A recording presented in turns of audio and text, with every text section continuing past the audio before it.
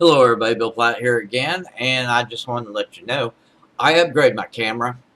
The only complaint I have about this camera is it's got a short 18-inch USB cord on it, and I'm going to have to go down and get a USB cord extender so I can put the camera where I want to put it, because I like keeping it on that screen over there instead of this screen right here, because I run double monitor and I just prefer it that way.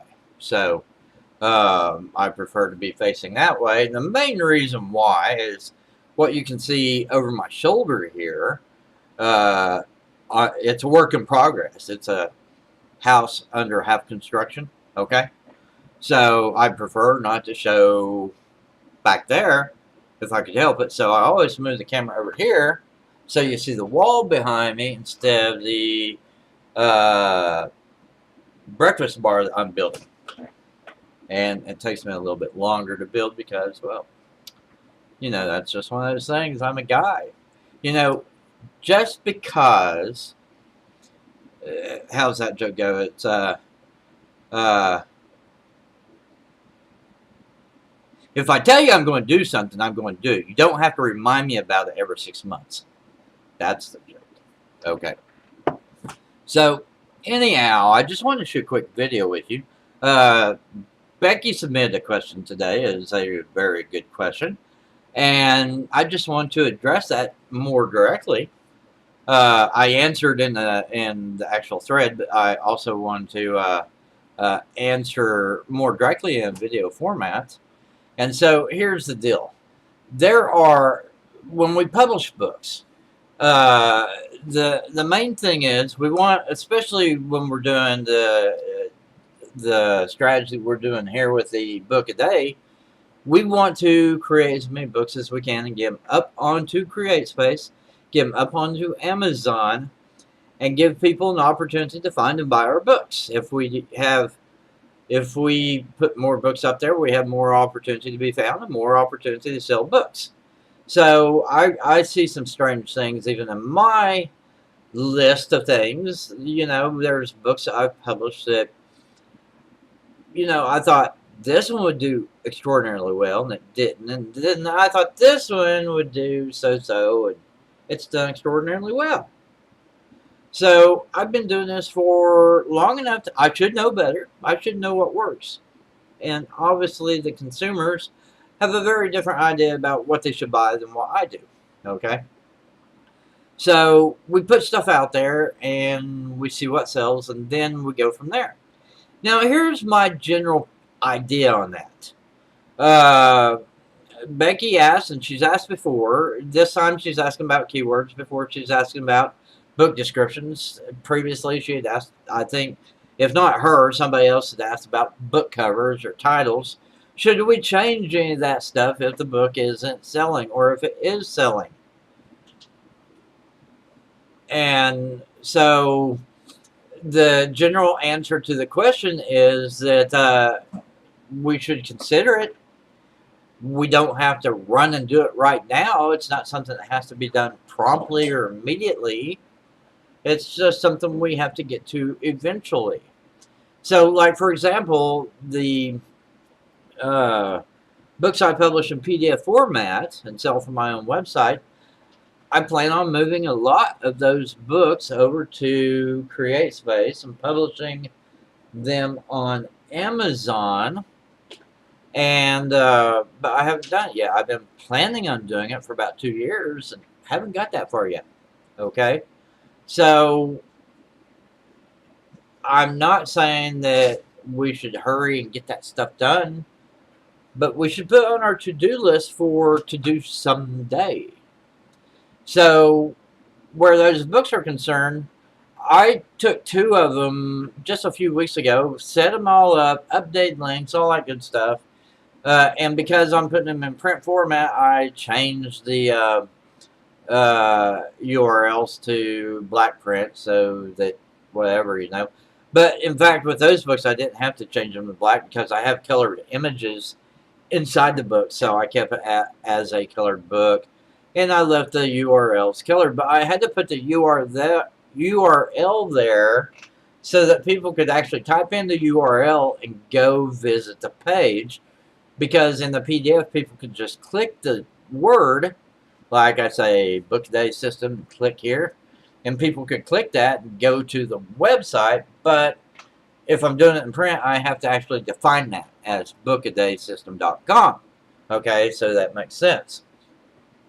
So I went ahead and did the necessary updates to the docs so that I could put them up on CreateSpace. And the one thing I overlooked was when I first produced it, I wasn't really I did not care about image quality when I assembled the original PDF. So now CreateSpace alerted me that, oh, you have 72 DPI images in this book. You need to upgrade those images. So now I have to take those two books that I prepped up a couple weeks ago and take the images out, update them to 300 DPI, and then put them right back into the book, and then I can update. I can update the book at that point in time. But I haven't done that yet. And it was 3 weeks ago when I originally submitted them, and I haven't done it yet. And it's probably going to be 3 or 4 more weeks before I actually finish the process. I should have done it 3 weeks ago when I got shot down, but I was busy. I was on to the next project. Okay? So, with our books and such, whereas, like a lot of my PDFs, I've got one customer who's told me time and time again. She said, Bill, I bought all your products. I love what you do, but you produce them only in PDF, and I would love to have it in print format so I can take notes in the side margins and keep myself better organized on the content. So I can learn better if I can take notes in the side margin, okay? So I want to do that for her, and she's willing to buy all my books. And she's just one person, but, you know, if she buys all my books again, a second time, that's beneficial to her and I, okay? And if other people buy, excellent, you know? And then I can sell those books long term on Amazon as well. So that's been on my to-do list for 2 years, about 18 months currently. So those have been on my to-do list for 18 months, and I finally got around to putting 2 of them up 3 weeks ago, and it didn't go through the first time. So now I'm back to I'll do it soon enough, okay? So it's not something that we have to do right away. Here's the main point I want to make, and that I did make, and then I want to reiterate it in this video. On all these things, we set up things on a to-do list, and we get to them eventually. It's not important that we get to them tomorrow or next week or 2 weeks from now. And here's my general thought on that. With the Book a Day system, our approach is to create a lot of books, upload them to CreateSpace, get them for sale on Amazon. And we just want to keep putting books out there and putting books out there and putting books out there, and then let consumers tell us what kind of books they want to buy. So generally, I've been publishing books for just over 10 years, and you know, you would think that I'm smart enough to know what's going to sell and what's not going to sell, and to a certain extent, I do know, but not completely, because I've got books that I thought would do well as journals, and they're not doing well. And I've got other books that I thought nobody would buy that, but I figured I'd put it up there anyway just in case.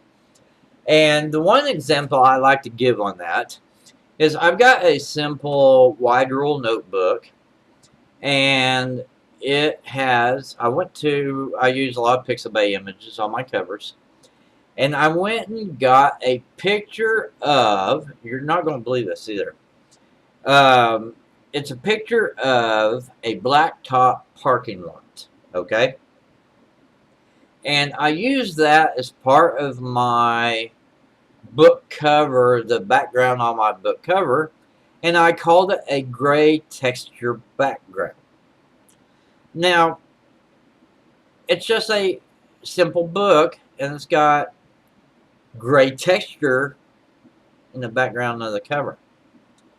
And I just tossed that up there. I didn't think anybody would get a book that basically has a blacktop parking lot. From up close, you don't see the lines on the pavement. You just see the texture of the blacktop. And I thought nobody's going to buy this, but I need to put something up there, so I'll go ahead and set this up. So I put it up there. And so I've got this book on Amazon that literally has a blacktop parking lot on the book cover with a title box over the blacktop parking lot. Now I figured nobody would buy it. And I was so wrong. A lot of people bought that. And they keep buying it. And it just blows my mind. Why are they buying it? Granted, I didn't say it was a blacktop parking lot. I said it was a gray textured background. But even the gray textured background. Who would think that people would want to get something that, a book cover that's gray? Dark gray at that. I was wrong. A lot of people get that book. A lot of people get that book. So it blows my mind. It's the thing I figured nobody would buy, but they are buying it. Okay?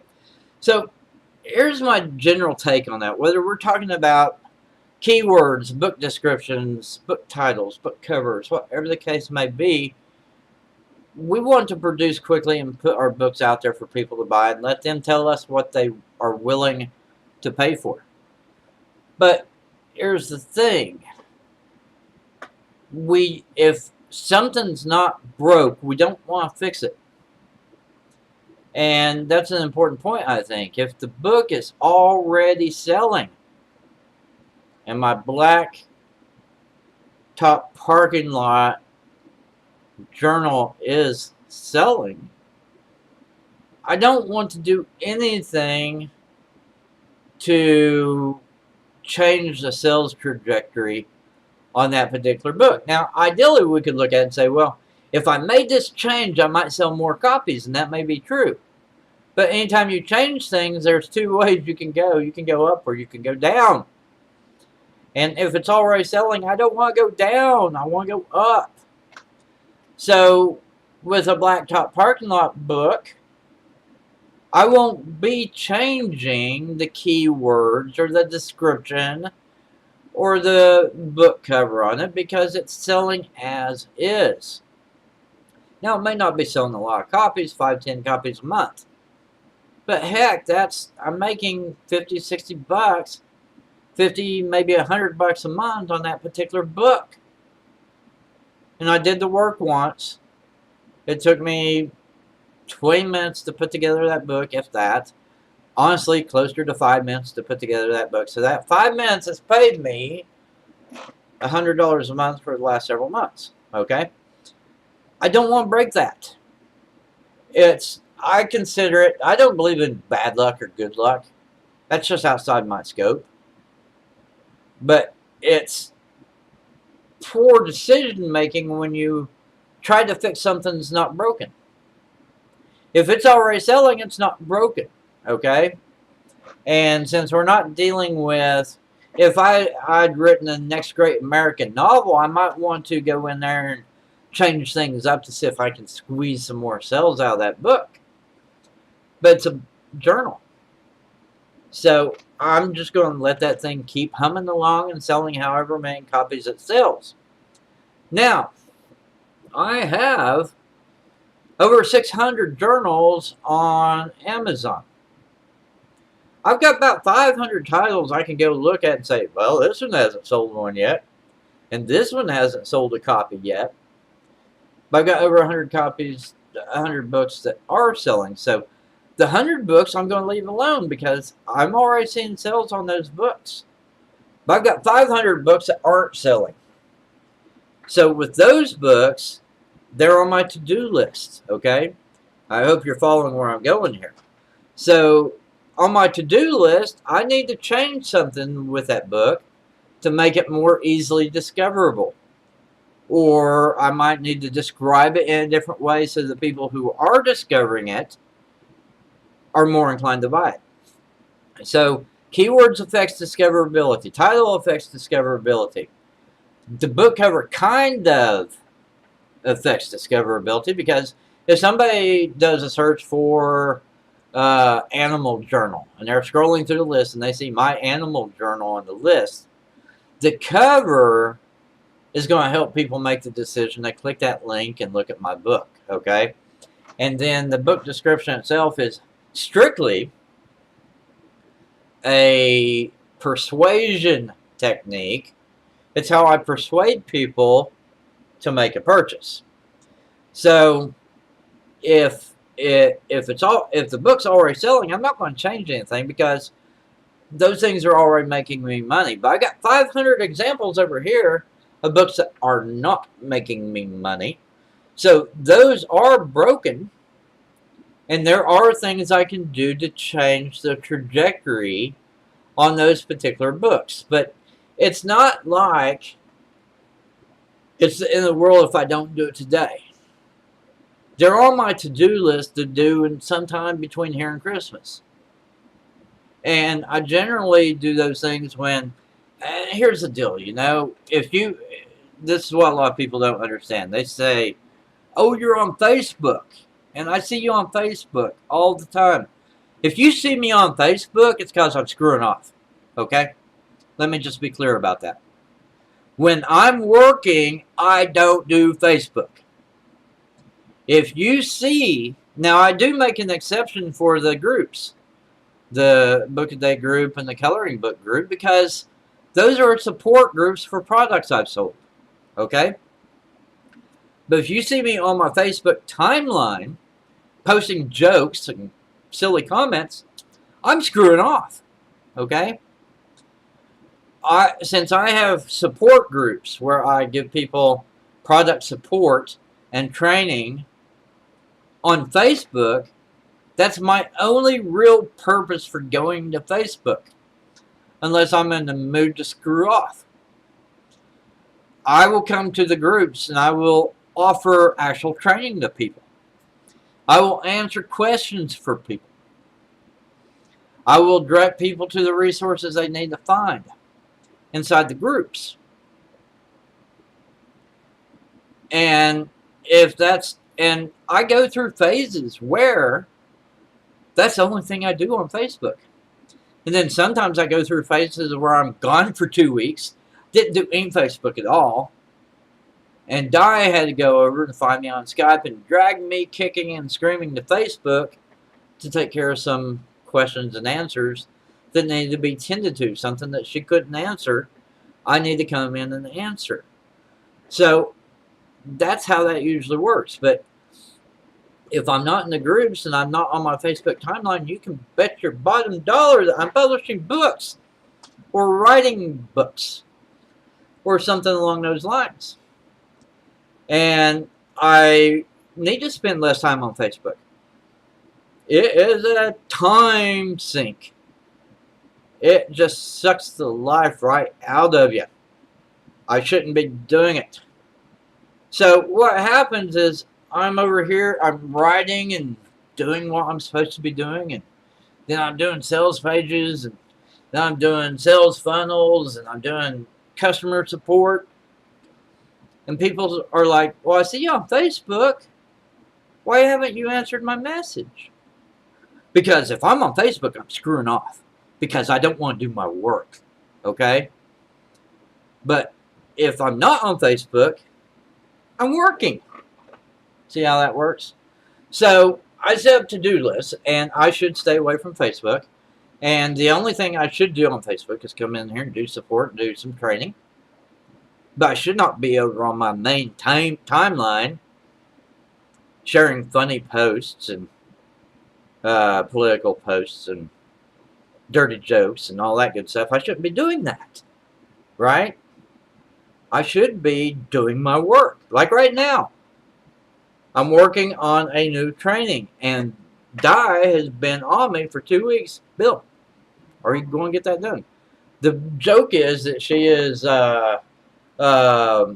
my dominatrix that she carries a whip to keep me at work, because she knows that if I'm on Facebook posting jokes, I'm not in the mood to work. So she comes along and says, Bill, we need to get something done. You need to get busy. You need to get off of Facebook. Okay? So Di is like my disciplinarian. And it's good that way. Okay? If I'm posting a lot, you'll see me sometimes. I'll go and post 20 or 30 posts on Facebook in a day. Those are days I don't want to work. I don't want to write. So I go screw off, okay?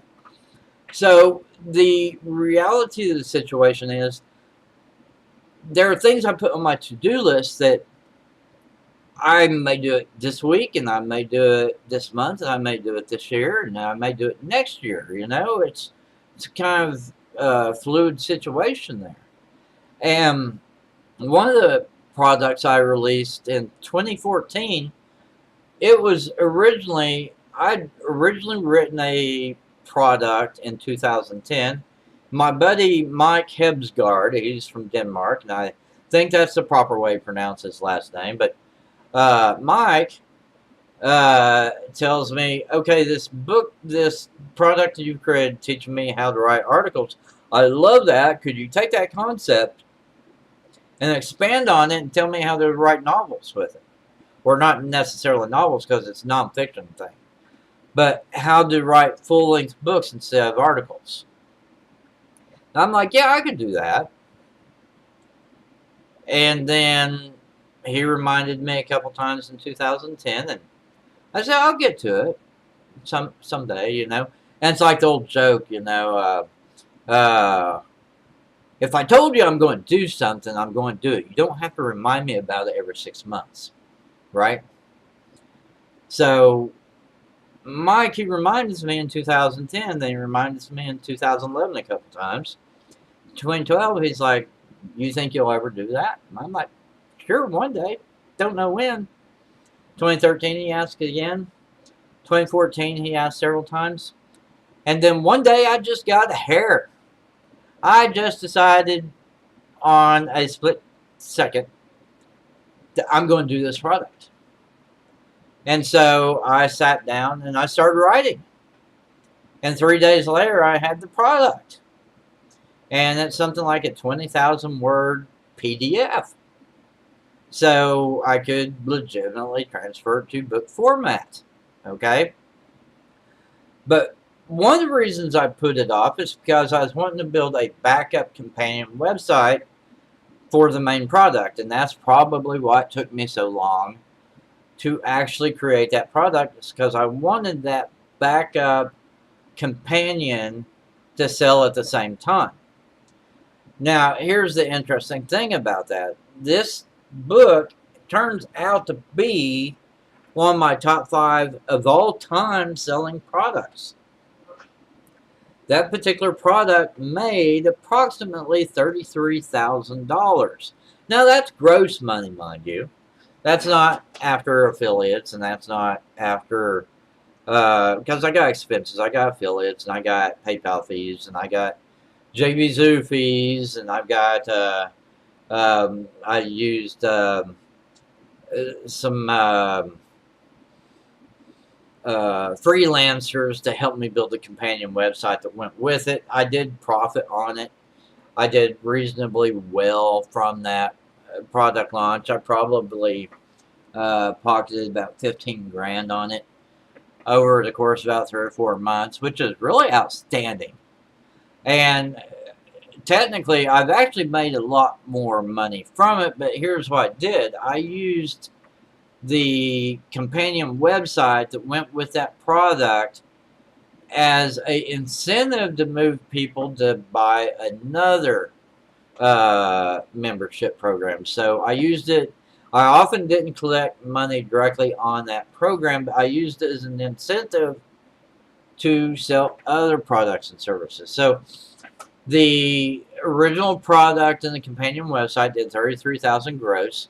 However, the main program that I used it as an incentive to sell. The product itself ended up doing like $80,000 gross. Now, about 30,000 of those sales were tied to the companion website I built for that first product. So the first product did $33,000, but I probably had another $30,000 I could attribute to having had that resource available to me. So it probably did about $63,000 total. And then I've got all my expenses go along with that. I probably pocketed anywhere from 15 to it's somewhere between 15 and 30K probably. I know the 15K is solid. And figuring in the extra 30K I did, using that as an incentive for the ladder offer, I probably did 40% on that. So 40% of 30K is about 12 grand. And then the original 15 grand I made. So I made about 27 grand because I did that one product. Okay. So that kind of contextualizes things for you. But with that particular product, so I went on, it took me 4 years to make the product. But once I made it, it did over 60 grand. It accounted for 60 grand gross sales to me as a result of that product. Okay. And so that's kind of how it came down. So now I'm in the process of transforming that product even again into print book format through CreateSpace. And once I get the images updated that's within the book itself, it will be available on Amazon as well. So I'll end up making more money from it down the road. But here, that's kind of a sideways journey for what we're doing here, what I want to talk to you about, which is we don't necessarily, first off, two main lessons. We don't want to fix it if it ain't broken, okay? So if a particular book, a particular journal that we produce, or a particular book, whether it's a journal or a coloring book or a nonfiction book or a fiction book or whatever, if it's selling, we probably don't want to risk making changes to that book, the way that book is listed, because whenever we make changes to a listing, it's either going to move sales up or it's going to move sales down. And so I would rather sit at a stable point and say, okay, this book's doing $100 a month in gross profits, or it's doing $500 a month in gross profits. Now, I don't want to do anything to rock that boat, okay?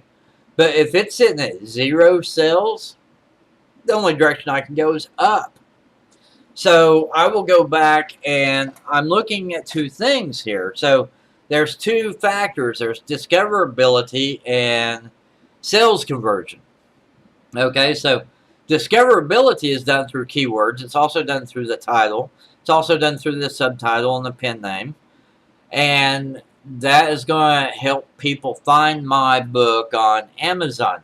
Now, if somebody goes to Amazon, they type in Bill Platt journal, but I published all those under a pen name, so that particular search won't do you any good whatsoever. Just forewarned. But if I went in and typed in Bill Platt journal, for example, or I typed in animal journal, which would be more precise, and you see a list of journals come up where it has to do something to do with animals, then that book cover is either going to pull somebody into the cover or not pull them into the cover, okay? If the book cover is interesting to them, they'll click the link to learn more about the book. So you got your discoverability, keywords, title, subtitle, author name. Then you got your book cover, which invites people in to take a closer look at your product.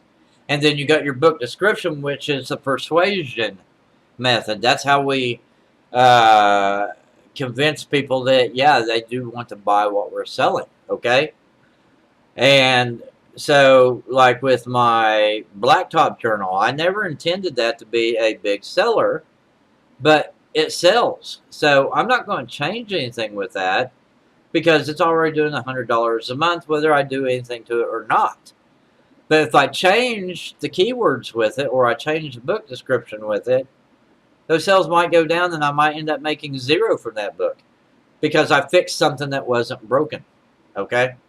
So I don't fix things that aren't broken. I only fix things that aren't doing anything yet. So with it, so I've got almost 700 journals on Amazon. 100 or so of them are selling. 500 or so of them are not selling.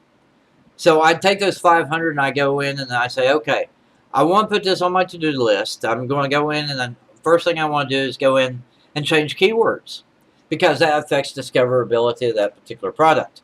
So I'll go through and you can change not only the keyword and the title and the subtitle, but you can also change the category placement for that book. So when I posted the books, I posted my books in probably 30 categories. So expanding out the categories probably isn't in my best bet because I've already got a lot of stuff out there that a lot of different categories where you can find my books. However, what I can do is I can change the keywords, and instead of saying animal journals, I can say animals journals with making it plural. But I tend to do that when I set up the listing in the first place anyway. So what I could do is I could come back and define a specific animal. It's a pelican journal, okay? Or it's a prairie dog journal, okay? And typically I generally do that in the journal listings too. So that's not a real factor for me to mess with. But I might come along and like the cow journals, which I've talked to you about before. I've got cow journals, and I've got a couple of cow journals that do extraordinarily well, amazingly well, and then other cow journals that do absolutely nothing. And so with the cow journals, I can come back and say cattle journals, or I could say rancher journals. Okay, so you see how I'm making that distinction to target different keywords to attract a new audience who might be interested in that particular book. But that's not something I'm going to do right away. It's something that's on my to-do list. And I'm not going to do it today. Probably not going to do it next week. But it's on my to-do list to come back later and look at those books that are not selling and look at what I can change. And so one of these days, when I get the urge to go play Candy Crush, I'm not going to go play Candy Crush. I'm going to go to Create Space, and I'm going to edit keywords. Okay? And that's pretty much what's going on here. That's what I'm advising you. Maybe when I come back and look at later, I'm not editing keywords. Maybe I'm editing the book description. Or maybe I'm putting a different cover on that book. Or maybe I'm putting a different subtitle with that book. But like I said, we've got the discoverability. Can they find my book on Amazon? Then they see the book cover. Will they click the link to take a closer look at my book? And then the persuasion, the book description. Will you actually buy my book? Okay? And I can even adjust that with price as well. I can move prices up and move them down. Now, a buddy of mine, he's in a different niche. He doesn't do books.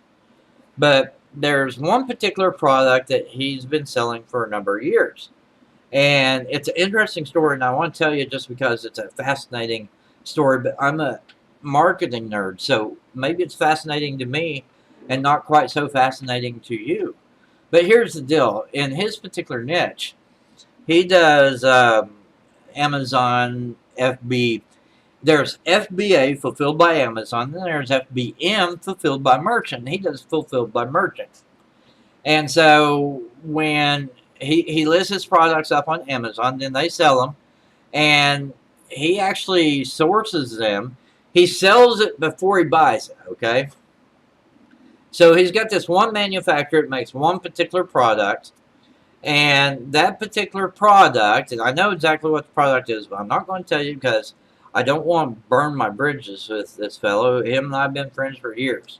and I don't want to reveal what his actual products are, but I can tell you anonymously what he's doing to promote his products. Okay, so it's a fascinating story with this particular product. So he does fulfillment by merchant, and he sells the product on Amazon. And then as soon as he sees the purchase order, he calls the manufacturer and places the order and has it sent directly to the consumer. Okay. Now he's done this from his website for years too. Now here we are 10 years down the road from when he started this practice, and about 40% of the products he sells every year are in his own warehouse, and 60% are ordered through this method where he sells the product, then calls the manufacturer and pays for it off of his credit card and has it sent directly to the consumer. Now, this particular product in question, it's a fascinating story. So, the product itself has suggested retail price of $18.99. Okay, and so there are about 6 other sellers who are doing the FBM or FBA on Amazon that are selling the exact same product. The exact same product on Amazon. Okay? So when he first started listing that product on Amazon, he always does retail cost with no shipping. Okay? So whatever the retail cost is what you get it for with no shipping costs. And so some of the people who were listing were doing it for $18.95 plus $3.95 shipping. And some people were doing $18.95 plus $1.95 shipping. And some were doing $16.95 plus $3.99 shipping. Okay? So everybody's right around that $16 to $20 range. And he listed his for $18.95 with no shipping costs. So he's right there at the 18 suggested retail. And he knows that during the high season of that particular product, because it is a seasonal product, that he was doing, he said he is selling about, what was it, like 8 units a day over the Christmas season. So he had about 45 days where he's selling this product. He ended up moving out the door approximately 400 units over the Christmas holiday. And he did this 2 seasons in a row. And he's making a little bit of money. He's making roughly $6 per unit sold. So he's making like $2,400 a year on that particular product. Third Christmas season rolls around, and he got a hair. You know those hair you get. I don't know a better phrase for it. I'm from Oklahoma, so forgive my colloquialisms, but he gets a hair up his ass. I have no idea where that phrase came from. It's a stupid phrase, but it's appropriate, okay? So he gets a hair up his ass, and he says, well, I wonder if I do something differently here, okay? So instead of lowering his price like most people would do, because he wants a bigger share of the marketplace, he tripled his price. So now this product that he's sourcing for $12 and selling for $18, he is now selling the product for $49.95 free shipping. Now, most of us would look at that and we would see the same product on 5 listings for $18, and over here, this guy's got for $49.95. And you and I might look at that, we might consider it deeply, and we would think, you know, it's the same product. That guy over here is jacking us. He's taking advantage of us. And you would be wrong. You would be absolutely wrong. It's just amazing. So there is a book I read a few years ago, and I want to bring this into it because it's kind of pertinent. I got this book a few years ago, and it was a selling type book. And they were talking about different techniques to sell products. And most of it's about persuasion, because that's most of what selling is persuading the other person that you have what they want to buy. It's not, you're not selling to them, you're giving them an opportunity to buy what you're selling, okay? And so in the book itself, it dealt with the psychological, the words you use, the structures you set up, how you market your product to reach the end that you want to reach. And they were also talking about merchandising. Now, merchandising is how you display a product within a store, okay? And one of the case studies they actually did with, they actually brought in the psychology department from a local college, and they set up this test, and they worked with Sears to pull it off. And so they had this high traffic location within a Sears store. And it kind of reminds me of when I lived in Houston. I used to go to the Sears store all the time, and that was a very high traffic location. And so that's what I imagine when I'm reading the story. But they had an aisle close to the registers where they had 3 washing machines, right? And technically they were all 3 the same washing machine. But each one of them had a card on it that says, pick me to pay this price. So they had the same washing machine with 3 different prices on it. So let's just, for technicality's sake, say it was $290, $300, and $310 for this particular washing machine. The exact same washing machine, which is what made it fascinating. So they put hidden cameras watching the washing machines and the people's behavior at the washing machines. And then back in closed off area back here, they had students taking notes about all these people. And then they had people outside the building, after somebody would go through the line and make a purchase of that particular unit, they would catch them outside, interview them about why they did what they just did. And it's very informative. So here's the deal, and this is what most people don't understand. We tend to believe that everybody is just like us, okay? So if I have a certain buying habit, I tend to believe that you're probably just like me because, well, you know, I'm the smartest person in the room, and you've got to be just like me because you're the smartest person in the room too, okay? So that's a theory that we're working with here, but it's like when you go to a restaurant. And I had this happen just the other day. So you go to a restaurant. I used to work in a steakhouse a long time ago, back when I was in my early 20s and still going to college, worked in a steakhouse. And the thing was that if you could tell how the steak was going to come out of the kitchen based on how the cook liked his steak. So if the guy liked his steak medium, then more often the steak came out perfect. So when the customer orders a medium steak, they get medium steak. If they order well done, they get well done.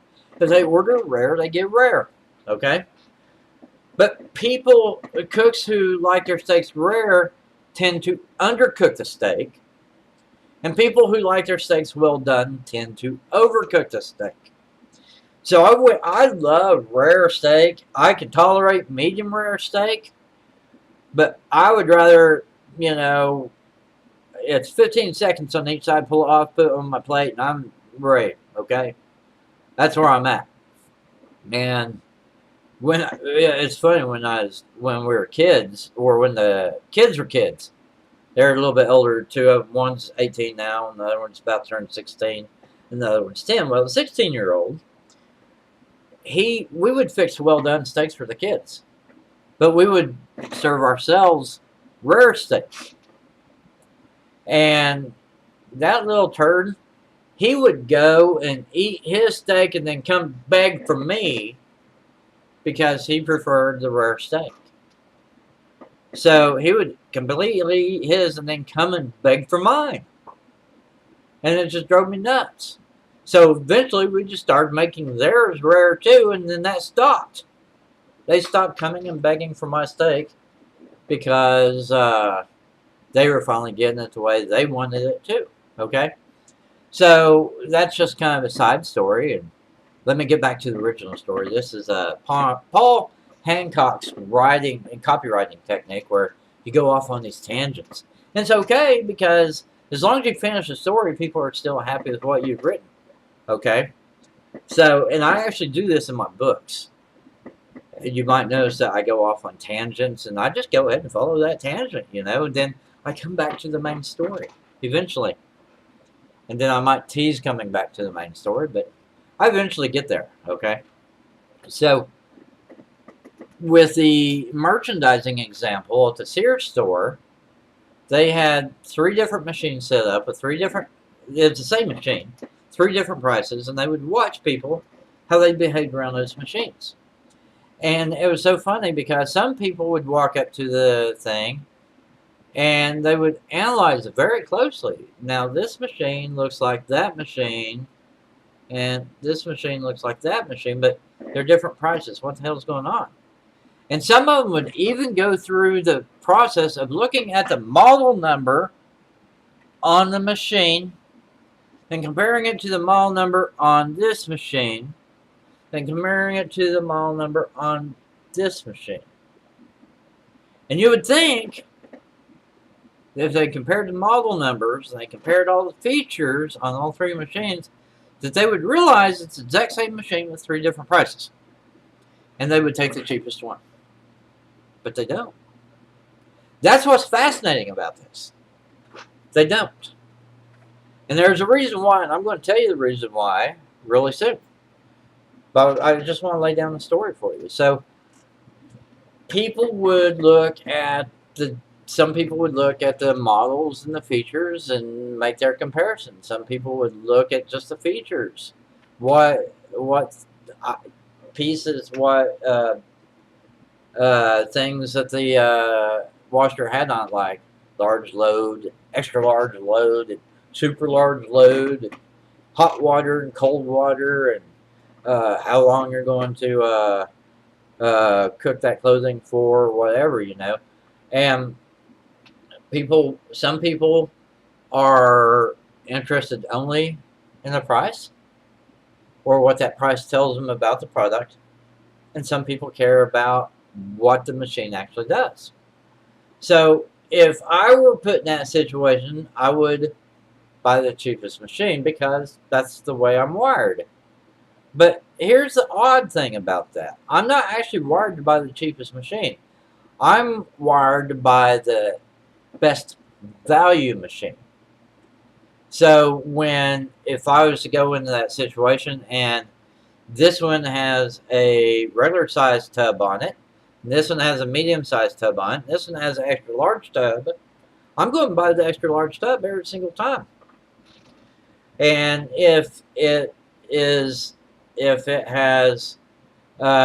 extra features on it, like a locking lid or a glass lid on it, I'm going to go for that machine.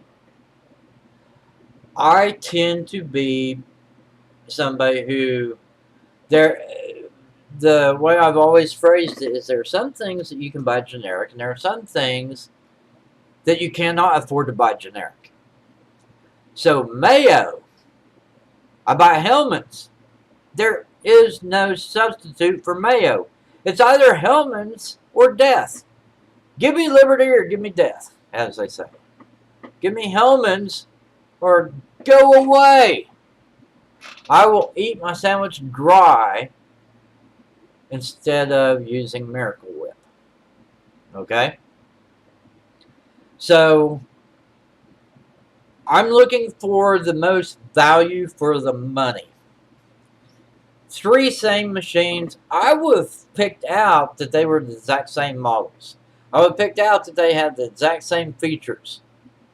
I would have picked out that they had 3 separate prices and grabbed the cheapest one and gone to the register.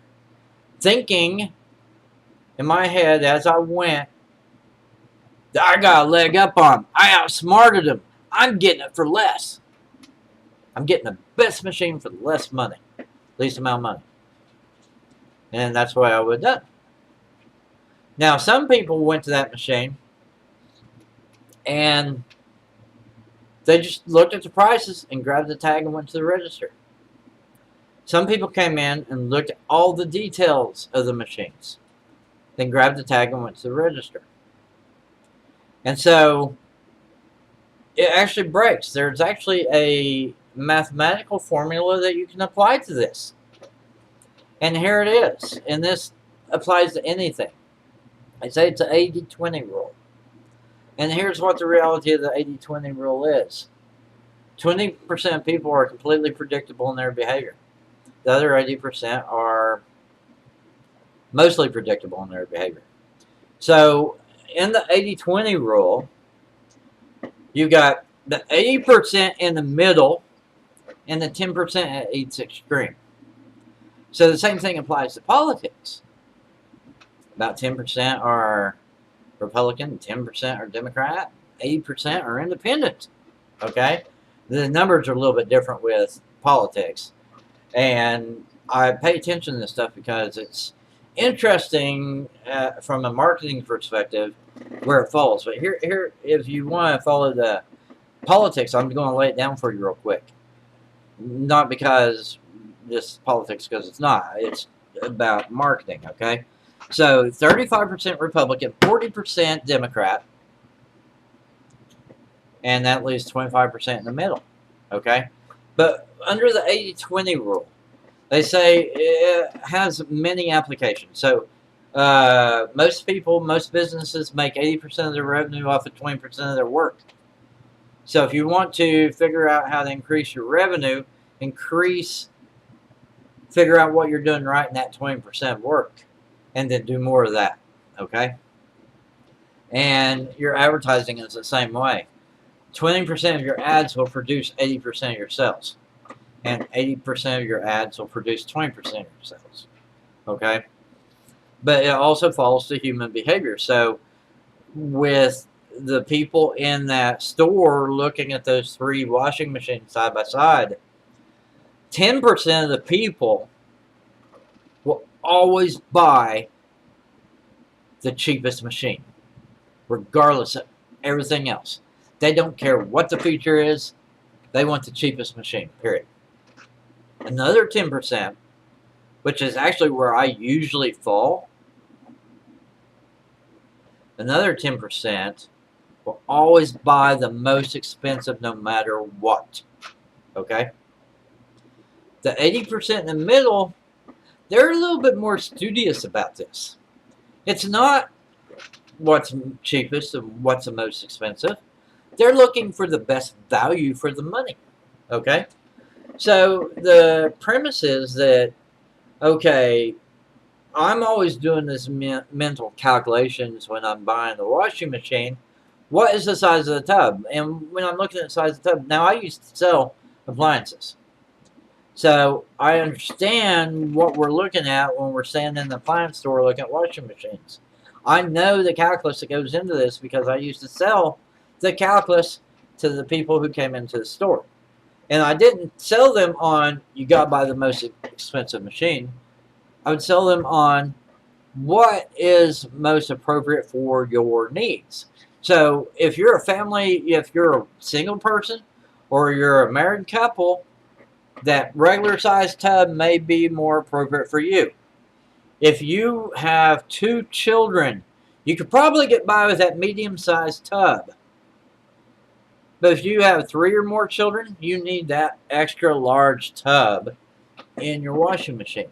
So now let's take that, we base it based on your needs, because the small tub is actually a 3 liter, and believe it or not, the numbers are not that different. So your small tub is a 3 liter machine, medium tub is a 3.2 liter machine, and I apologize because I actually have specific names for these.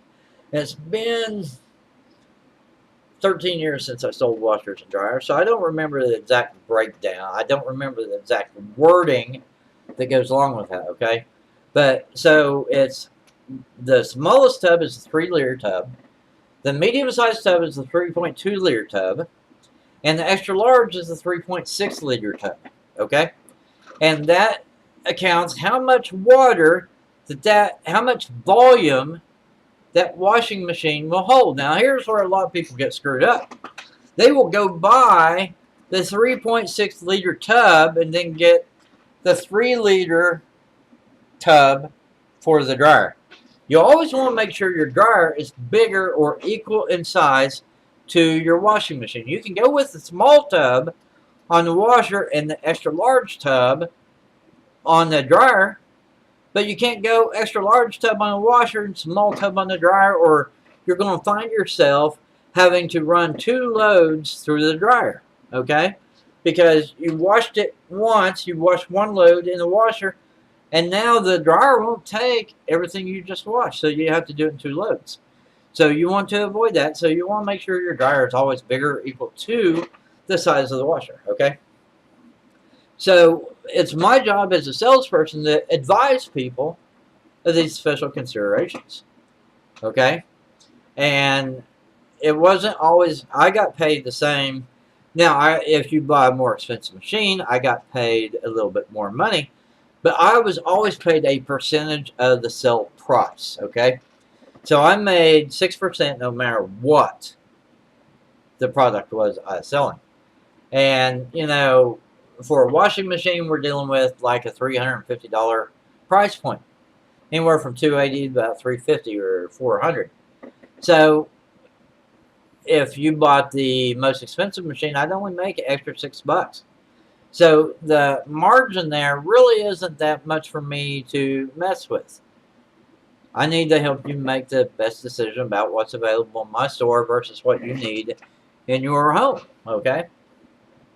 So that's the process. But people, when they went into that Sears store, 10% would always take the cheapest.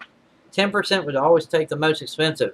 And then 80% were left to decide which of the 3 machines is going to give them the most value for their money. And here's the funny part about that. This is where it gets really bizarre. Half of those people who are looking for that value consideration. So let's just break it down and say there's 100 people looked at those machines. 10 of them bought the cheapest outright. 10 of them bought the most expensive outright and left. They went to the register, paid for their machine, and left the building. Okay. Of the 80 left in the middle, 40 of them let logic drive the buying decision. They decided that all 3 of these machines were the same, so I'll take the least expensive of the 3. And they went to the register. The remaining 40 followed a pattern that we all follow naturally in our lives. So whereas the guy who likes a steak well done will always try to cook the customer steak closer to well done, you order it rare and they send you a medium well steak. The last steak I had out, I ordered rare and got medium. And unfortunately, I couldn't send it back because the waitress never came back to see if my food was good. So that was the first time. I've always tipped waitresses well until the last time I went out and had a steak. And she didn't get nothing. But, you know, and she even got a complaint from me because that's the 3rd time that waitress screwed me over. So I complained to her boss. Called in the next day and complained to the boss and said, the next time I go into your restaurant and she's working, I'm leaving. So take it as you will. Either I'll buy from him again or I won't. But if I go in there and somebody else is waiting tables, that's fine. But if I go in there and she's the only waitress, I'm going to a different restaurant. Okay? So, as just, you know, once, whatever, you know, twice, aggravating, but whatever. 3 times, screw it. I'm not going back until you fix your problem. And so, the guy who wants to overcook your steak is the same as the guy who wants to buy the most expensive washer no matter what. Or me, who will not settle for Miracle Whip or salad dressing. It's either Hellman's mayo or bust. So this is a mindset that we're going through. So the remaining 40%, they're going to make that decision, even though those three machines look practically exactly the same. Those 40 buyers are going to break down that 80-10-10 breakdown. So out of that last 40 buyers, 4 of them are going to get the cheapest, 4 of them are going to get the most expensive, and 32 of them are going to get the medium priced item. So all told, we end up with something like 72% of people will buy the medium priced item no matter what. 14 will get the most expensive no matter what. And 14 will get the cheapest no matter what. So this is the mathematics. This is the calculus that's going on in the mind of consumers. And my buddy understands this. So he's got this product that he's selling for 18 bucks on Amazon with free shipping and handling. And 2 years in a row, he made roughly 2,400 bucks on this product. Let's see. So it's like 400 sales, $6 profit on each one. So he made about 2,400 bucks. Okay. The third year, he decided to do something differently. Now, he wanted a larger market share, but he settled for larger profits instead of larger market share. Instead of lowering his price and getting into a price war with his 6 competitors, he tripled his price. And here's the amazing thing. In his situation, it was very different than the 80-20-20. But maybe it wasn't.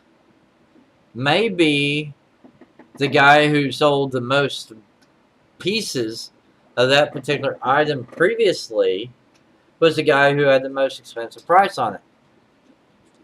So my buddy, he tripled the price, listed it for $49.95, free shipping and the handling.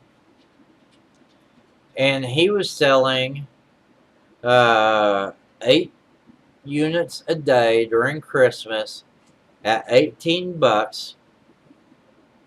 He was selling 35 units a day at $49.95. It's mind-boggling, isn't it? So the reality is, and I'm assuming that it's probably still following the 80-10-10 rule, the 80-20 rule, that 80% of the people went with the one that they felt offered the most value. So here's the trick of that.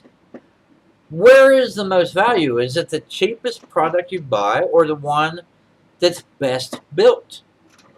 So I can buy a product from an American manufacturer, and I can generally assume that the American manufacturer has a better quality product than the China manufacturer.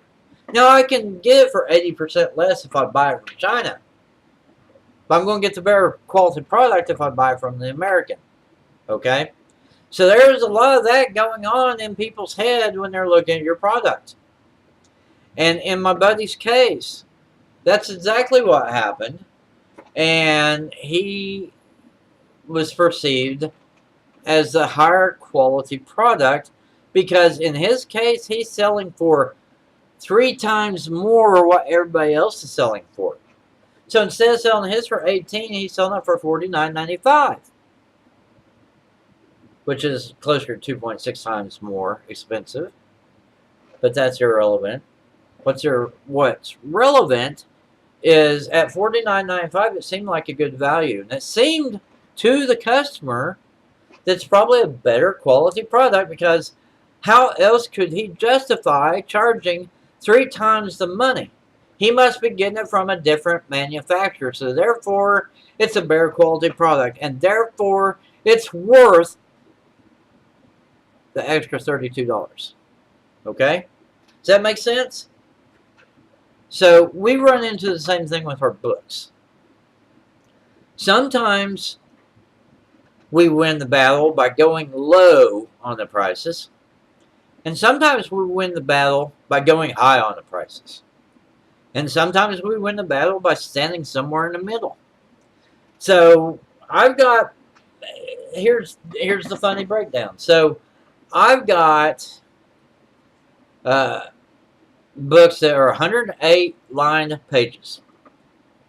There's nothing in it but lines on the page, and there's 108 pages, and then it's got a title page, a copyright page, and at the end of the book, it's got about the author page. And the about the author has the URL. They can click it, and it's a domain URL that I redirect to my Amazon author page. Okay, so if people type in joeblow.com, they're taken to amazon.com/joeblow. Okay, so that way people who get my book, like my book, they can go to a URL and buy more of my books. Okay, but here's the thing on that. So I price my books, even though they're the exact same book with a different cover on it. I price my books from $4.95 to $19.95. In fact, $24.95. Okay, so I've got like 2 books at $4.95. I got like 3 books at $5.95. I've got like 125 books at $6.95. I got 3 or 4 at $7.95. I got 3 or 4 at $8.95. I got about 100 of them at $9.95. I've got about 25 of them at $10.95. I've got a couple at $11.95 and a couple at $12.95. In fact, I got probably 100 of them, about 50 of them at $12.95. I've got 200 of them at $14.95. I've got them at $18.95, $19.95, $20.95, and $24.95. Okay? I'm all the way across the spectrum with the exact same book on the inside guts of the book. The only thing that's different is the title of the book and the cover of the book and the price. Okay? But they're the exact same book on the inside with these different price points on them. Now, you might think that everybody's cheap like you are. You'd be wrong. That $4.95 book, I haven't sold any yet. That $5.95 book, have not sold a single one yet. In fact, I've got one that's $3.95. It hasn't sold a single copy yet. I've got a few of them, about 100 of them at $6.95. I sell quite a few of those. But here's where the magic happens. I sell quite a few at $6.95. I don't sell any at $7.95. I sell a couple here and there at $8.95. Sell a few at $9.95. Sell quite a few at $12.95. Sell quite a few more at $14.95. And I sell quite a few at $18.95. If I would have assumed everybody's cheap like me, then I would have priced everything at $4.95. And I was saying probably 10% of the sales I'm seeing today. If I assumed everybody was willing to pay maximum price, then they should be buying those $24.95 books, and they're not. But they are buying the $14.95 and $18.95 books. Okay? So the average price point for a book of that type is actually $10.95. So if $10.95 is the average and $5.95 is cheap or $6.95 is cheap, in fact it's about $4 too cheap, and then the $18.95 is like $7 too expensive, right? Or $8 too expensive. If I'm selling more $18.95 and $14.95, then I'm selling at $6.95. Follow the math here. See how that works? People put their own value on a book based on their expectations. So 10% will always buy the cheapest, 10% will always buy the most expensive, and 80% will buy somewhere in the middle. In fact, it's 14 will buy the most expensive, 14 will buy the cheapest, and 72 will buy somewhere in the middle. Okay? That is the general math of this. So when you're setting up your books, Don't price everything at $6.95, and don't price everything at $24.95 either. Put about 10% of your books at $6.95, 10% of your books at $19.95, and put 80% somewhere in the middle. And you will find that long run, you'll make a whole lot more money that way. Okay? And I want you to understand there's different factors. It's discoverability and persuasion. So you change the keywords and you change the subtitle and the title and the author name for discoverability. Now, the book description also can be used for discoverability, but only from Google. Inside Amazon, your book description does not apply to discoverability. Only the title, subtitle, keywords, category, and author name apply to discoverability within the Amazon search engine. And then your book title will say, hey, look at me. Click my link. Look at my book. And then your book description is that persuasion element. And it's what persuades people that your book will answer their needs. Just like when I'm talking to somebody about buying a washing machine, and I find out how many kids they have in their household, determines to me which book I'm going to, or which washing machine I'm going to talk to them about purchasing. If they have 4 kids in the house and 2 adults, I'm going to talk to them about the extra large capacity. They call it, I think it's actually super capacity. Because here's the tricky thing about washers and dryers. The smallest tub is called large. It screws with your mind, right? It's a large capacity washing machine. But it's the smallest capacity of them all. And then you got the next size up. It says large is 3.0 liters. And the next one up is 3.2 liters. And then the largest is 3.6 liters. So how can you make the argument that the smallest tub is a large capacity machine? It's marketing. That's all it is. It's deceptive marketing. I don't approve of the way they do that. But who am I to criticize? I just sell the silly things, right? I just buy the silly things. So it's our job through the persuasion element to tell them why my book is right for them. So with the blank line notebook, I'll tell you in the book description how you can use my book. It's like the other day I did the video on where I talked about the Beached Whale Journal. So the Beached Whale Journal helps people keep track of their progress when they're losing weight.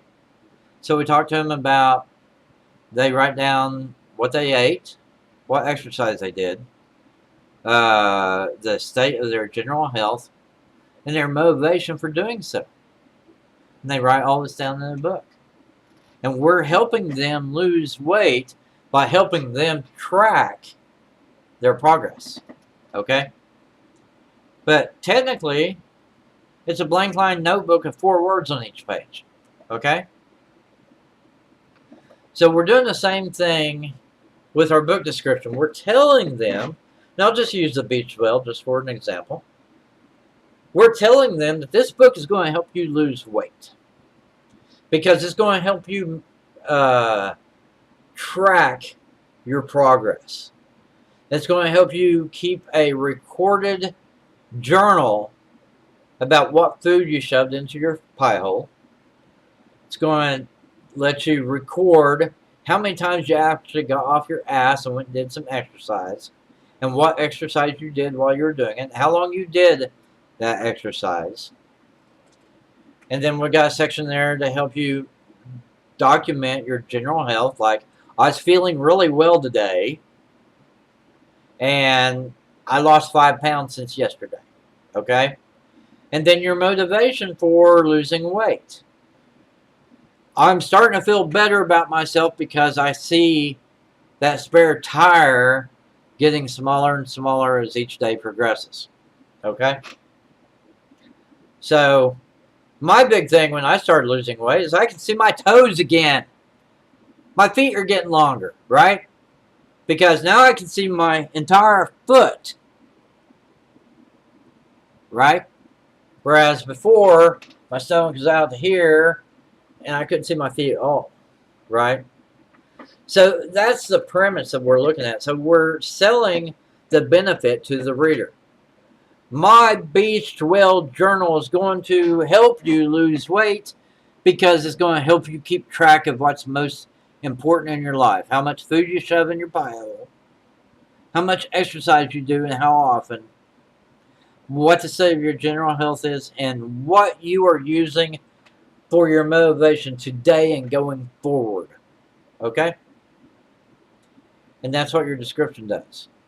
And then we tell people what's in the product, how they can use it, and the benefits of ownership. And the benefits of ownership, there's in sales and sales copywriting, we talk about features, advantages, and benefits. Feature is something that describes something inside of our product or something about our product. So the large capacity is a feature in a washing machine. The extra large capacity is a feature in a washing machine. The ability to wash 2 times as many pairs of jeans is a benefit because it helps you save time. It's actually washing twice as many jeans in one load is actually an advantage. The benefit's what it does for the user. So the extra large capacity is a feature. You can wash 2 extra pair of jeans is an advantage. And the benefit is you get to spend less time hunched over the washing machine and dryer washing and folding clothes, and you can spend more time with your family. So the first one talks about the machine. The second is the advantage, which tells you it's kind of a bridge between the feature of the machine and what it does for you. And the benefit is how the user has their life improved by using this particular feature. Okay? And that's what we're doing with our book descriptions. So my Beached Well journal will help you lose weight. Inside my Beached Well journal, that you will find 120 pages. On each page, there's a section for what you ate today, what exercise you did today, what the state of your general overall health is, and what your motivation is for continuing to do what you've been doing all along. If you follow the guides inside my Beached Well journal, and you bring the discipline to write in my journal every single day, you will feel better about the progress you are making towards losing weight. In fact, if you continue with this for the 120 days that this book allows you to cover, you may find that you're 3 sizes smaller on your blue jeans by the time Christmas gets here. And you will look better than your sister. Yeah, your sister's that fat cow over there, right? I use this example not to be mean. I'm fat. You should see my fat thing. So it's not, I'm not picking on anybody. But a lot of people are motivated less by how they feel about something. Like, I would feel better if I dropped another 40 pounds. Because I'm technically 35 pounds overweight. My general health would be better if I lost that weight. But you know, that may not be enough to motivate me. Because they say prevention is the hardest thing to sell. Out of everything, prevention is the hardest thing to sell. Which is why selling life insurance policies is a thankless job. You have to go talk to people who don't want to buy what you're selling, and you have to convince them that it's in their benefit to focus on prevention. And people aren't wired to do that. So, selling life insurance, it's got to be one of the hardest jobs in the sales industry. And I've never done it, never want to do it. Thank goodness I don't have to consider it, right? But the thing of it is, I would benefit by losing weight because I'll feel better and I'll have more energy and I'll be able to do more things with my kids without getting winded, and I won't have to worry about diabetes and stuff like this, right? And I won't have to worry about arterial clogs, blockages in my arteries, which lead to stroke, which is the most common form of death in my family. So if I get rid of the extra weight, it's going to strengthen my life and lengthen my years. But I don't buy weight loss based on that. When you tell me that I will finally be smaller than my brother who's 8 years younger than me, now that's something that's worth considering. You could actually sell me on going to college, even though I'm in my 50s. You could sell me on going to college in my 50s if you were to be able to, and I'm not wired this way, so it won't work. But if I were wired this way, the fact that my brother puts himself up on this pedestal as being so much better than me because he's got a master's degree in college, and I'm a college dropout. Now, my IQ is higher than his, but that's irrelevant, right? And I actually can keep relationships and he can't. There's 100 ways in which I could sit up on a pedestal and say, dude, why are you criticizing me? But every time I see him in person, you know what he pounds me over the head with? Hey, I've got a college degree, ass.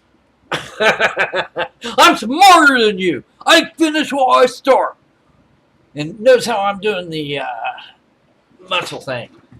Ooh, ooh.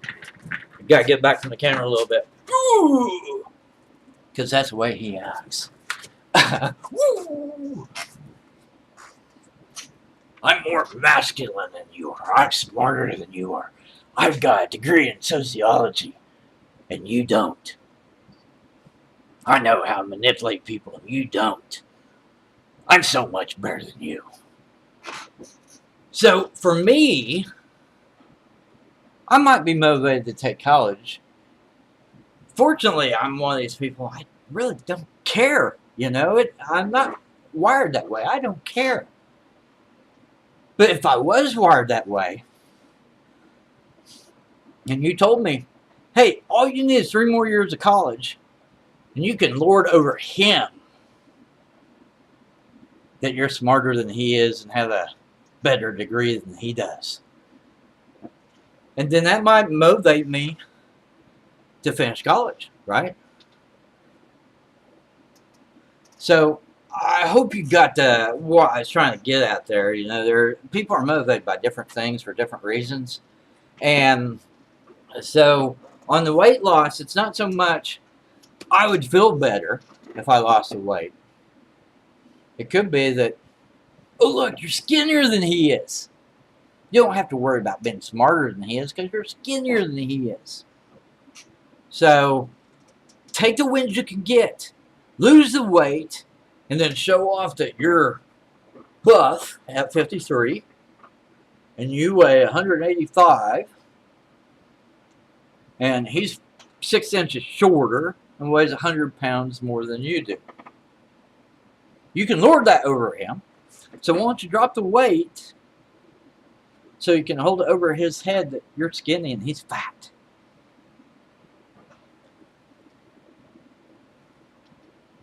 It's interesting. The reason people do things is always what we would expect. So here's the thing with the aliens. When we, of course, I believe I'm a science nerd. Not a science fiction nerd, I'm a science nerd. So Carl Sagan, when they were doing the Voyager trips in the 1970s, so they shot out Voyager 1, Voyager 2, and out through the outer planets, right? And somebody posted the question, we are now sending a spaceship further than we've ever sent a spaceship before. What if somebody from a foreign planet, an alien planet, finds one of our spaceships? Shouldn't we want to communicate to them who we are?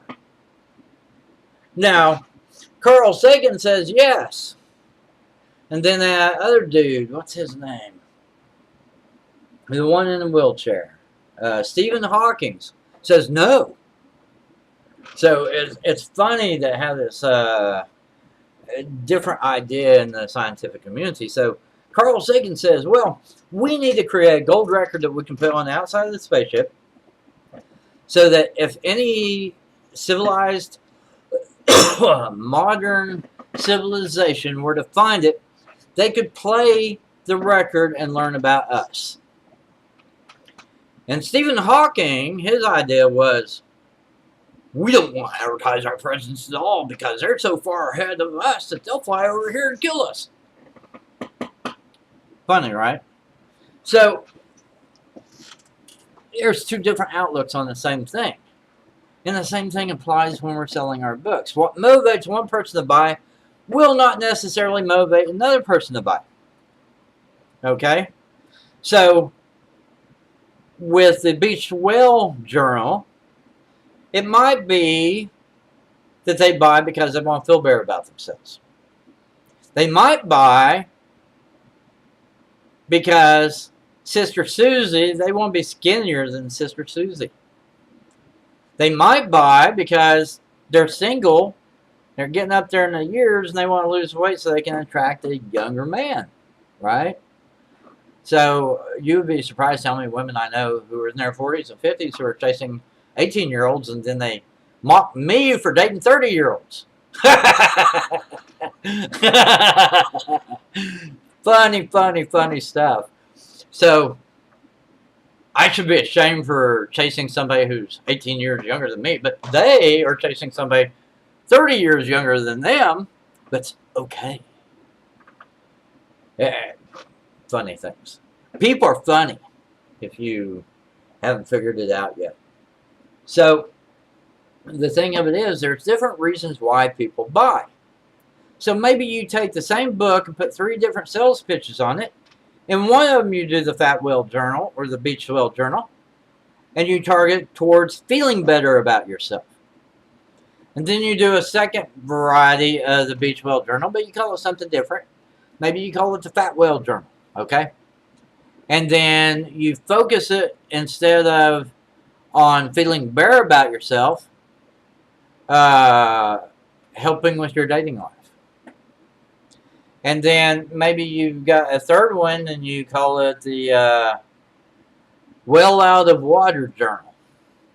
And this one, instead of focusing on getting a date, instead of focusing on you'll feel better about yourself, you focus it on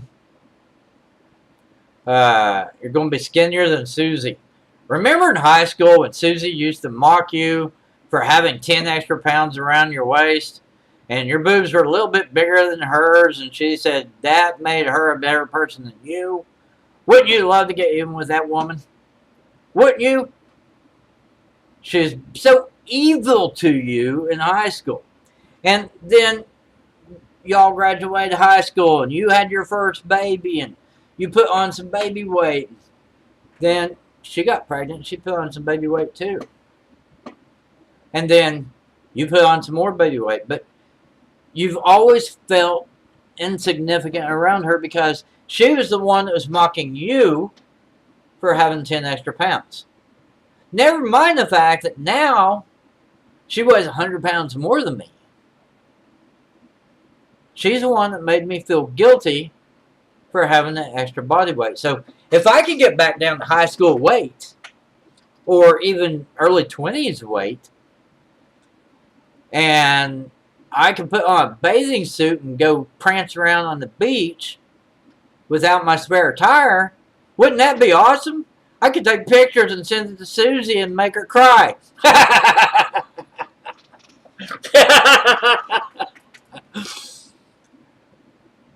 Yeah, I have a devious sense of humor. Okay, so, but that's the thing. People buy based on their needs. And your needs and their needs are not going to be the same. It's the 80-10-10 rule, 80-20 principle. 20% of your sales will count for 80% of your, or 20% of your activities will account for 80% of your revenue. Focus on the 20%. If you put your books out there and they're getting sales, that's part of the 20% that's accounting for 80% of your revenue. Don't break it. Don't change it. Focus on changing the ones that are broken. The 80% that are not making you any money. Change them up. But be willing to use a lot of variety in keywords, a lot of variety in titles, a lot of variety in book covers, and a lot of variety and descriptions on why people would want to buy your book. Because it's not about you selling a product to somebody. Selling indicates that you're making them buy something that they don't want to purchase. We're not selling anything to anybody. We are making our products available for them to purchase, and they're making that decision whether they want to purchase our product or not. So we only need to frame our products according to what they want out of life. That's why the Beach Well Journal is so funny. Because you hear about it and you think, oh, that's kind of mean. I don't want to think of myself as a beach whale, and I certainly don't want to think of Susie as being a beach whale. But we've all heard the jokes about, oh, I was walking down the beach the other day and I saw some woman laying on the beach getting a suntan, and she's so fat I just had to push her back in. I'm fat too, so I'm really not one to speak. But it's driving home the point. The point is that people have different reasons for buying your books. All you have to do is write your book description in such a way that you appeal to a need that they already have. And that's what it comes down to. You're not forcing upon them this concept that they feel bad about their weight. You're recognizing that they already feel bad about their weight. You're recognizing that they already feel bad and they want a solution. And then you're instructing them as to how you can help them solve the problem that they already have. Okay? I hope that makes sense. And I hope it makes sense as to why we don't want to change a book that's already selling. We want to focus our attention on books that are not selling. And the primary point of this whole video, we're right at an hour and a half right now. The primary point of this whole video is, yes, you do want to change stuff if the book is broken. If the book is selling, don't touch it. If the book isn't selling, be willing to change title, subtitle, book description, keywords, and category to see if you can lift that book into sales. Once it starts selling, go to another book that's not selling. Okay? And make your changes there. And don't worry about how long it takes. It took me 4 years to write that book. And it's taken me another 4 years to get ready to put on Amazon. So from the first product to now has been 8 years, and I still haven't got the puppy on Amazon. I've done the edits to get there, but now I have to edit the images to get there. Okay? And like I said earlier today, I shared a meme in the group earlier today. Let me find that because it's very pertinent to what I'm talking about, what we're talking about here. There it is. Do not be afraid of going slowly. Only be afraid of standing still. So if it's taken you 3 months to do your first book, that's not a problem. You're only competing with yourself anyway. You're not competing with me. You're not competing with Di. You're not competing with anybody else in this group. You're only competing with you. And so when you look at how long it takes you to do something, never ever compare yourself to me.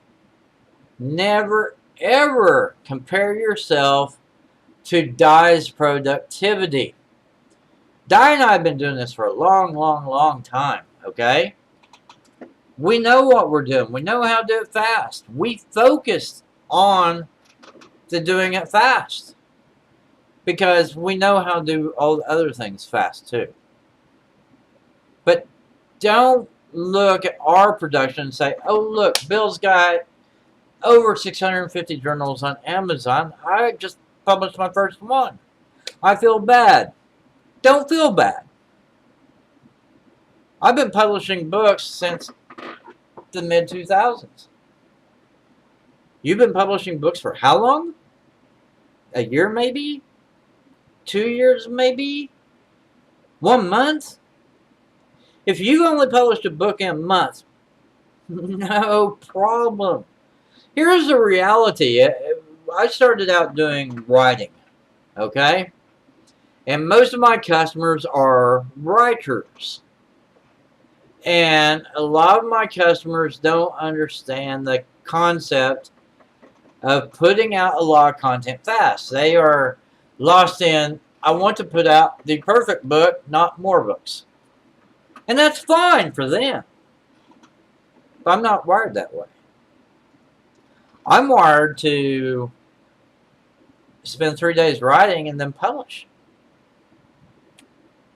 And it's interesting because my mom is a published author and my uncle is a published author. And both of them did the old style way back in the 80s and 90s where you had to deal with a print publisher and jump through hoops. And so my uncle wrote his book. And it's a historical piece. It's a World War II history. It's a good book. Interesting story. They finally made a movie about it here about 5, 6, 7 years ago. But I've only seen the one movie about the particular group of people that he's covering in his book. And so if you've ever watched World War II historical movies or historical documentaries, you might have come across this topic material, but then again, maybe you haven't.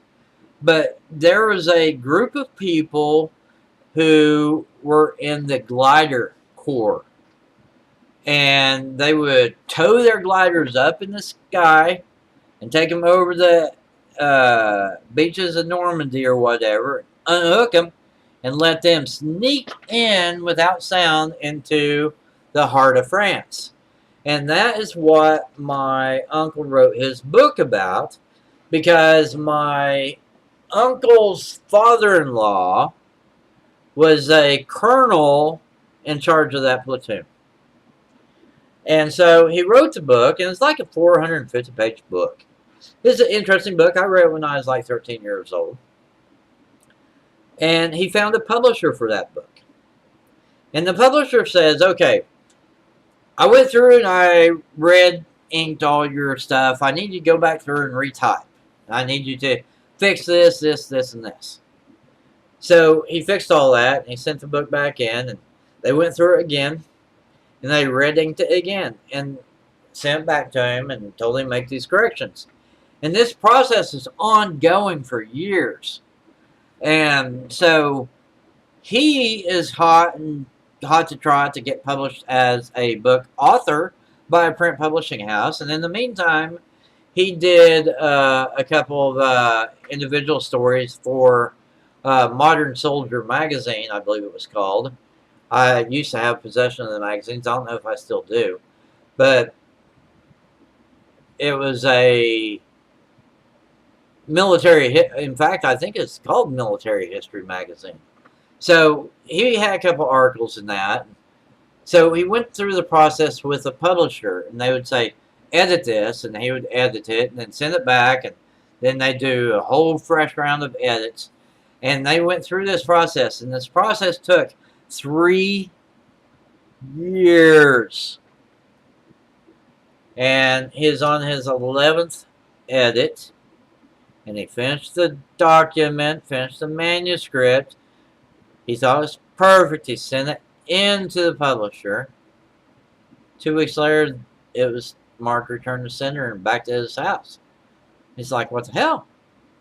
He got on the phone and he called. No answer. He called. No answer. Called. No answer. This went on for a few weeks, and then he was able to find that in one of the communications with the editor, she had shared her home number. He called her at home, asked her what the problem was. The company went under. The publisher went under. They closed their shop. He'd spent 3 years doing edits with that company, 11 different distinct edits. And that company went under, and he lost his publisher. And he lost the gumption to keep going.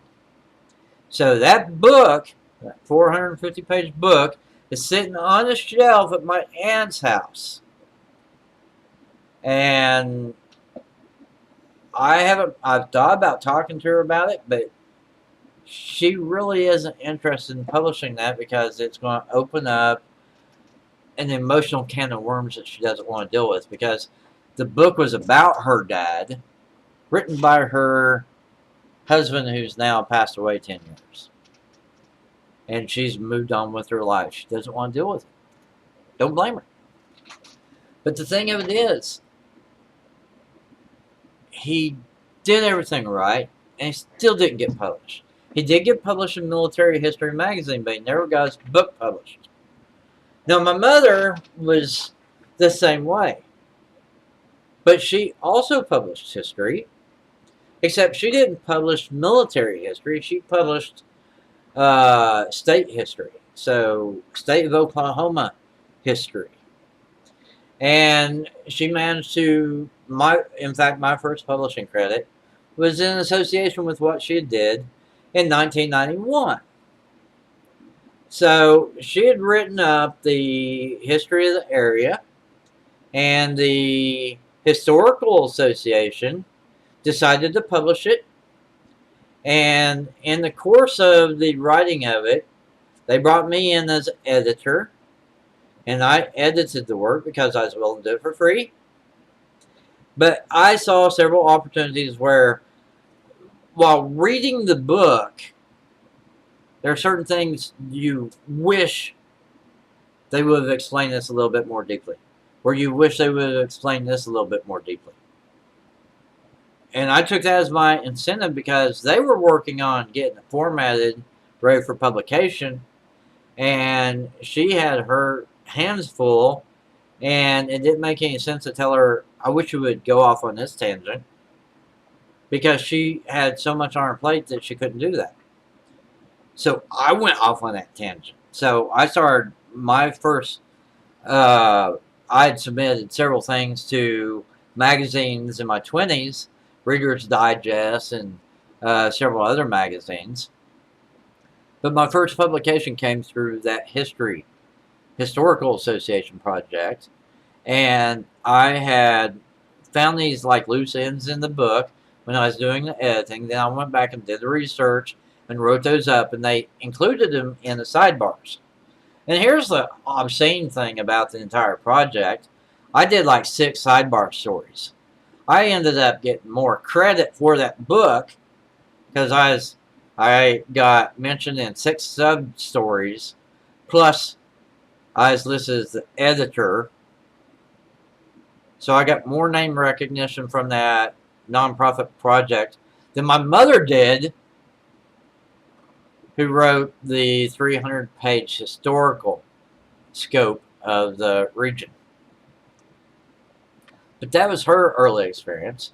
And she also did the writing magazine thing. And so most of her historical work was published by Oklahoma Highway Patrol magazine. And she was almost regular there. In fact, about every second issue had one of her articles, one of her Oklahoma historical articles. Now, both of them did it the right way. They went through all the hoops. They did everything the print publisher told them they needed to do in order to see their stuff published. And here's the thing that just literally drove me nuts about what my mom was doing. She was publishing these 2,000-word historical articles for Oklahoma Highway Patrol magazine. They were paying her $180, and then she'd have to do 2 edits on it. And so she's spending 3 months or 2 months writing up, preparing for publication, an article for a magazine in which she has paid $180 for 2,000 words. And here I come along on the internet, and I'm getting paid $180 for 1,000 words. I'm getting several of those jobs a month. And that's kind of where we diverged. They stuck to the traditional way of publishing. I went on my own way of publishing. But from the beginning, I've worked with writers, and that's my point of this. I worked with writers. So we have a different mindset. Most of my writers are happy to spend 2 or 3 years writing a book, and then they publish it. I'm not happy with that model. That's just me. But the very nature that there are writers out there who are willing to spend 2 to 3 years writing a single book and then publishing that book should tell you that as a journal writer, you should not be embarrassed about taking 2 or 3 months to put together a journal and publish it. Do not be embarrassed. Do things at your own pace. Celebrate your victories, and then go to the next book. And if it's selling, don't fix it.